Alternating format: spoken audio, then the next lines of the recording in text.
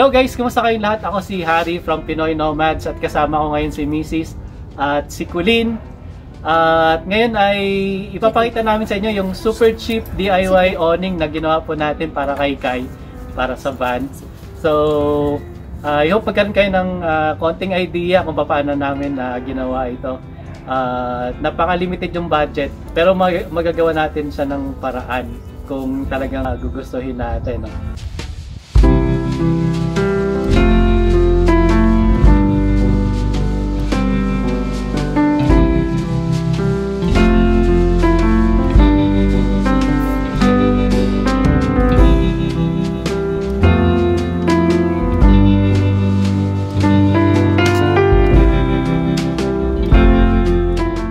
So by the way guys, yung awning isa sa mga essentials pagka van life kasi mag-a-add siya ng space sa yung van kasi magagamit mo yung environment mo para sa advantage mo. For example, itong awning natin ay 6x6 ang lapad at additional na working space na pwede mong gawing living area, pwede mong gawing kitchen, tsaka ganito katulad dito.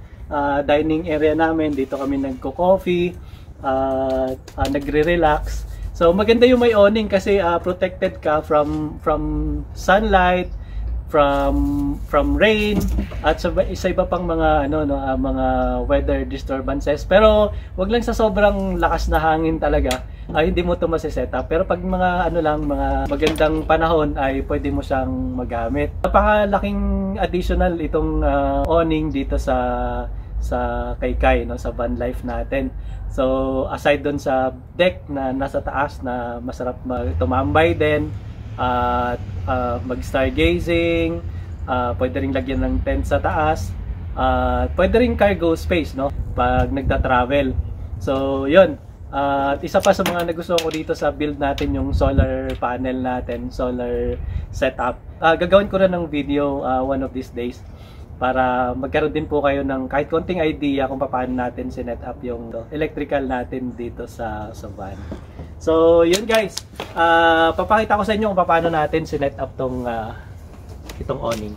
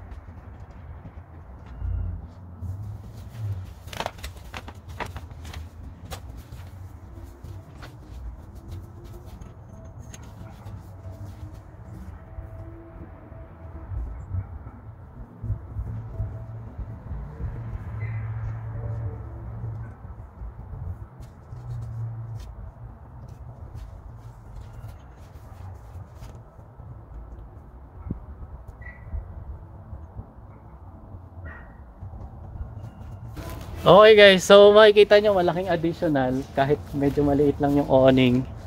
Cute lang siya, pero malaking tulong siya para meron kang shade. So masarap tumambay dito. Halimbawa nasa tabi ka ng beach, nagka-camping ka. So meron kang extra space kasi makikita nyo medyo tight sa loob. At saka maganda rin yung nasa labas ka, halimbawa magluluto. Gagawa ka na. May gagawin kang iba. So yun, maganda may additional na awning ka. Itong awning natin ay 6x6 awning. Galing lang siya sa ano, sa projector screen. So hindi ko alam kung anong material niya, pero matibay siya. Feeling ko mas matibay siya kaysa sa ano sa tarp. Ito na yung ginamit natin para sa awning. So binigay lang to ni Kuya Christian. So shout out kay Kuya Christian. Kaibigan ko sa Alberta. Siya yung tumulong sa akin actually gumawa nitong awning. So kailangan mo ng lubid or tali, tapos itong stakes pang lagay mo sa lupa. Tapos guys, mayroon akong dalawang tubo, steel pipe, isang 3/4 inch yung diameter, tapos may bolt dito,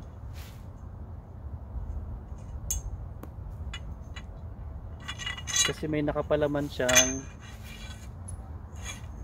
1/2 sa ilalim. So parang ang idea is telescoping, para may adjust mo yung height. So may butas dyan, tapos may butas din dito. So binutasan ko ng mga 7 feet at mga 8 feet yung isa, para i-adjust mo na lang pagka gagamitin mo. Tapos pag pare-adjust mo na lang kung depende sa desired height mo, and then pag i-store mo, mas yung space niya ay kukonti, paiksin lang sa mga 5 feet lang kasi to. Tapos guys, susuot mo na siya dito.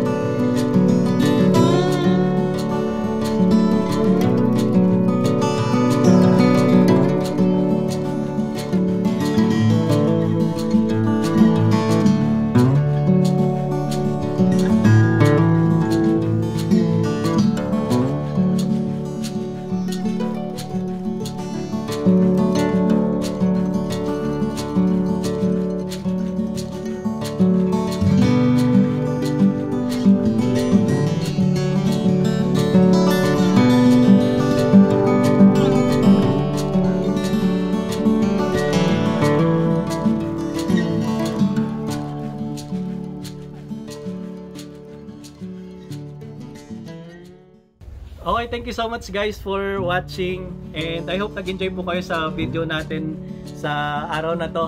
DIY awning, super cheap.